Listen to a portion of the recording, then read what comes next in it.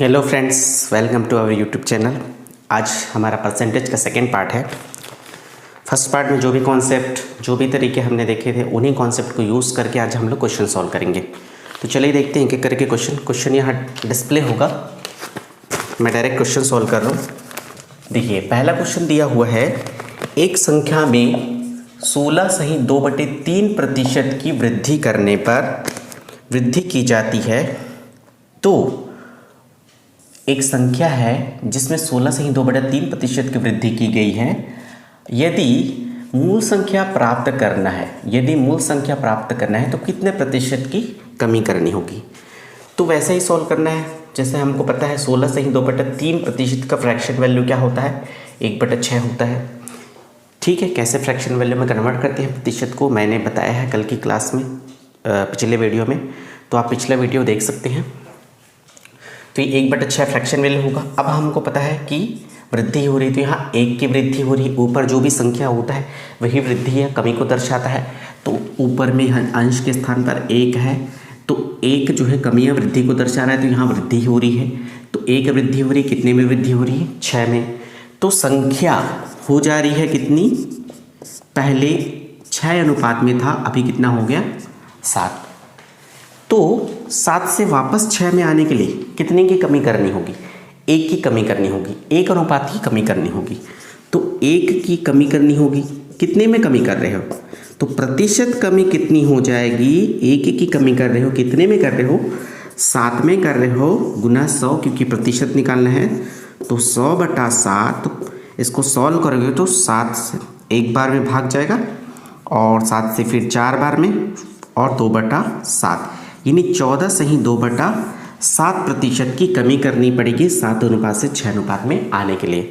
यानी यदि कोई संख्या है जिसमें वृद्धि की गई है 16/2/3% की, वापस से मूल संख्या प्राप्त करना है आपको, तो आपको उस संख्या में, बढ़ी हुई संख्या में 14/2/7 प्रतिशत की कमी करनी होगी।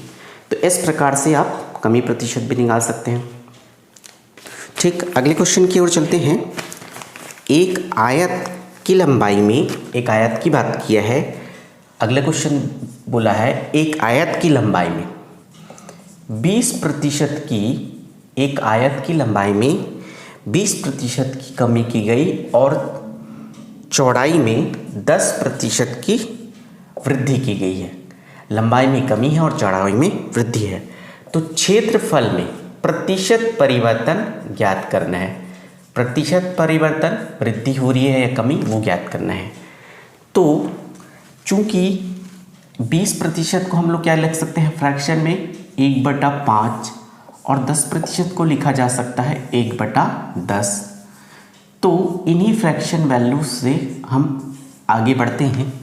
तो लंबाई में कमी हो रही है, कितनी कमी हो रही है, फ्रैक्शन में देखेंगे तो 1 की कमी हो रही है। कितने से कमी हो रही है, 5 से कमी हो रही है। तो लंबाई हो गया 5 से 4, और चौड़ाई हो गया 10% की वृद्धि हो रही है। तो फ्रैक्शन में बात करेंगे तो 1 की वृद्धि हो रही है। कितने से वृद्धि हो रही है, 10 से 1 की वृद्धि हो गई, तो 10 से हो गया 11। तो इस प्रकार से आपको पता है कि एरिया क्या होता है, लंबाई गुना चौड़ाई होता है। यानी 5 × 10 करूँगा तो 50, ये एरिया का अनुपातिक मान पहले वाले, और 4 × 11 करेंगे तो ये बाद वाले एरिया का अनुपातिक मान। यानी ये पहले की बात है जब कमी वृद्धि नहीं हुई थी, और ये बाद की बात है जब कमी वृद्धि हो चुकी है। तो दोनों में डिफरेंस कितने का है, तो दोनों में डिफरेंस है 6 का। बढ़ा है कि कमत है, कमी है, तो ये बढ़त है, यानी वृद्धि हुई है 50 में, कमी हुई है, 6 की कमी हुई है। तो इसी कमी प्रतिशत को हमको ज्ञात करना है। क्वेश्चन में बोला है परिवर्तन, प्रतिशत परिवर्तन। तो प्रतिशत परिवर्तन क्या हो रहा है, प्रतिशत में कमी हो रही है। कितने की कमी हो रही है, तो अनुपात में बात करेंगे तो 6 में कमी हो रही है, 6 की कमी हो रही है। यदि प्रतिशत कमी की बात करोगे तो 6 कितने में हो रही है, 50 में हो रही है। जिसके रिस्पेक्ट में कम हो रही है उसको नीचे लिखना, और गुना 100 कर दोगे तो प्रतिशत कमी मिल जाएगी। सॉल्व करोगे तो ये आ जाएगा 12% की कमी। तो इस प्रकार से आयत के क्षेत्रफल में 12% की कमी हुई है। ठीक है, आगे चलते हैं अगले क्वेश्चन की तरफ। अच्छा, ये तो आयत के बारे में बात की है। यदि आपको त्रिभुज के बारे में बात करें या किसी और भी शेप के बारे में बात करें तो उनका एरिया का फॉर्मूला आप यूज़ करके इसी तरीके से क्वेश्चन को आप सॉल्व कर सकते हो। जैसे त्रिभुज के बारे में बात करते हैं तो त्रिभुज का क्षेत्रफल हमको पता है 1/2 आधार गुना ऊंचाई, base into height. 1/2 base into height होता है। तो इस फॉर्मूले को यहाँ पर अप्लाई करके आप सॉल्व कर सकते हो, चाहे आयत हो, वर्ग हो या फिर त्रिभुज हो, किसी भी शेप के लिए इन क्वेश्चन को सॉल्व कर सकते हैं। चाहे तो शंकु हो तब भी इन क्वेश्चन को सॉल्व कर सकते हैं, इसी तरीके से सॉल्व होगा। आगे की क्लास में मैं वैसे क्वेश्चन भी लेकर आऊँगा। अगला क्वेश्चन दिया हुआ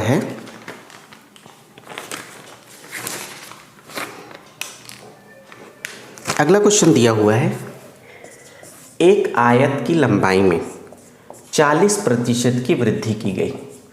40% की वृद्धि की गई तो क्षेत्रफल में 80% की वृद्धि हो गई। तो चौड़ाई में वृद्धि प्रतिशत या कमी प्रतिशत, चौड़ाई में परिवर्तन ज्ञात करना है, प्रतिशत परिवर्तन ज्ञात करना है चौड़ाई में। तो ये थोड़ा सा हटके है, पिछले क्वेश्चन से थोड़ा सा डिफरेंट है। तो देखते हैं लंबाई में और क्षेत्रफल में और फिर चौड़ाई में किस किस प्रकार से वेरिएशन हो रहा है। तो पहले बात कर लेते हैं हम लोग लंबाई की। तो हमको पता है 40% का फ्रैक्शन वैल्यू क्या होता है, 2/5। 80% का फ्रैक्शन वैल्यू 4/5। तो लंबाई में भी वृद्धि हो रही है, क्षेत्रफल में भी वृद्धि हो रही है। फ्रैक्शन की बात करेंगे तो लंबाई में 2 की वृद्धि हो रही है, कितने में, 5 से। एरिया की बात करेंगे, क्षेत्रफल की बात करेंगे तो लंबाई में क्षेत्रफल में 4 की वृद्धि हो रही है, कितने से, 5 से। मान लेते हैं चौड़ाई में x से x' वृद्धि हो रही है। हमको पता नहीं है चौड़ाई में कितनी वृद्धि हो रही है, x से x' वृद्धि हो रही है। फ्रैक्शन में बात कर रहे हैं, ये भी हम लोग फ्रैक्शन में बात कर रहे हैं।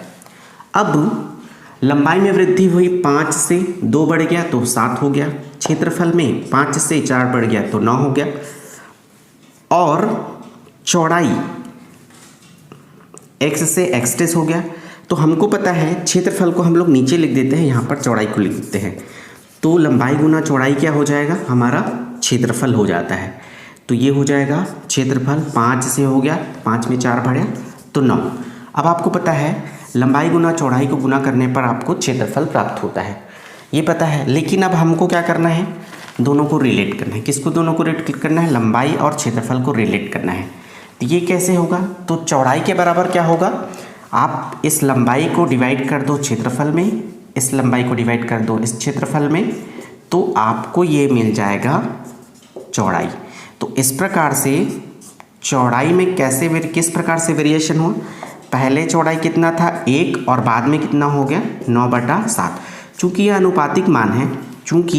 अनुपातिक मान है इसलिए आप 7 को इधर ट्रांसफ़र कर दो तो 7 अनुपात मिलता है 9। किसकी वैल्यू, चौड़ाई, यानी चौड़ाई का वेरिएशन कैसे हुआ, 7 से 9 हो गया।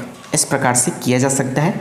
तो वेरिएशन हुआ तो वृद्धि हो रही कि कमी हो रही है, तो साफ पता चल रहा है 7 से 9 हुआ, 7 से 9 हो रहा है, इसका मतलब यहाँ पर वृद्धि हो रही है। कितने की वृद्धि हो रही है, 2 की वृद्धि हो रही है। तो चौड़ाई में प्रतिशत वृद्धि बराबर कितने की वृद्धि, 2 की वृद्धि। कितने में हो रही है, 7 में हो रही है। तो 2/7 गुना 100 तो 200/7। इसको सॉल्व करेंगे तो वैल्यू आएगी 7 से 2 बार में 14 गया, बचे 6, 7 से 8 बार में 56 गया, बच गया 4, 28 सही 4/7%। इतने की वृद्धि हो रही है चौड़ाई में। तो जब भी आपको चौड़ाई या लंबाई में प्रतिशत परिवर्तन ज्ञात करना हो तो यही तरीका फॉलो करना है।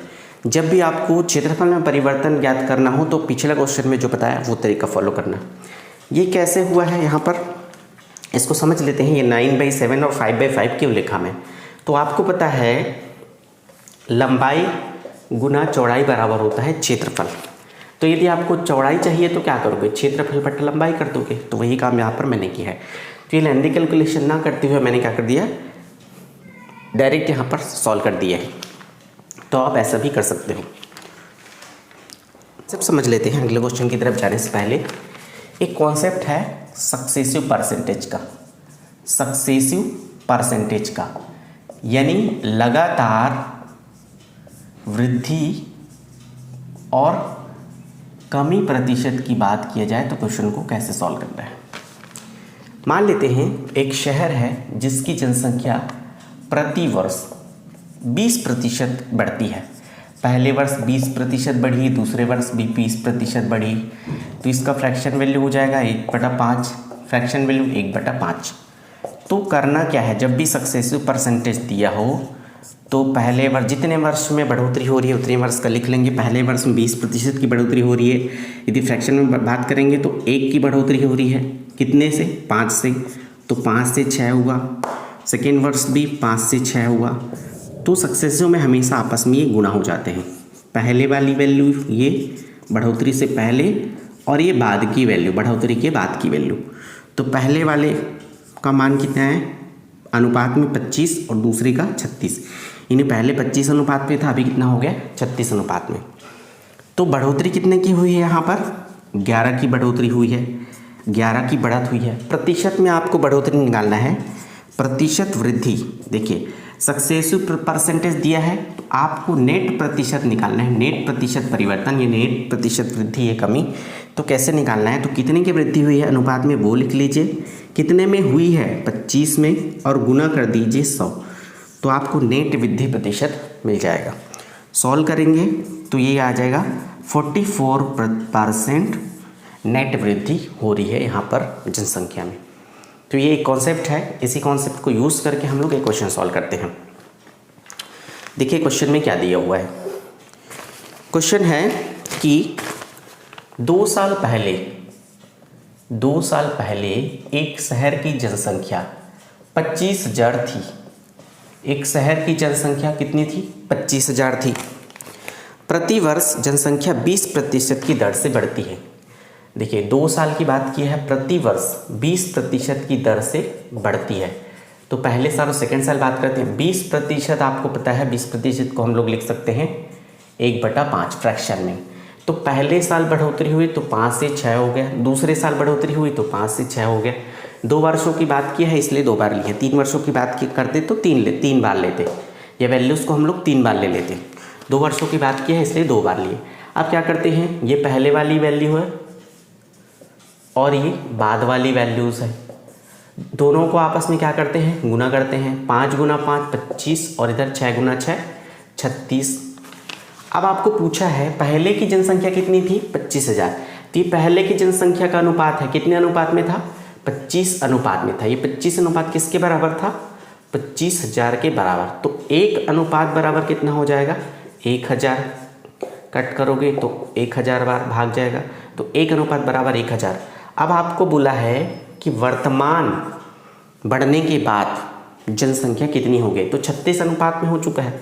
तो 36 अनुपात बराबर 36 × 1000, तो वर्तमान जनसंख्या कितनी है, 36,000 है अभी।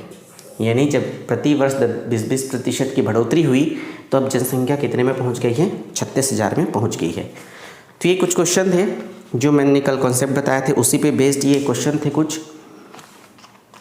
आगे और भी एडवांस लेवल के क्वेश्चन करेंगे। तरीका यही है, बस थोड़ा सा क्वेश्चन के अकॉर्डिंग चेंज करना होगा।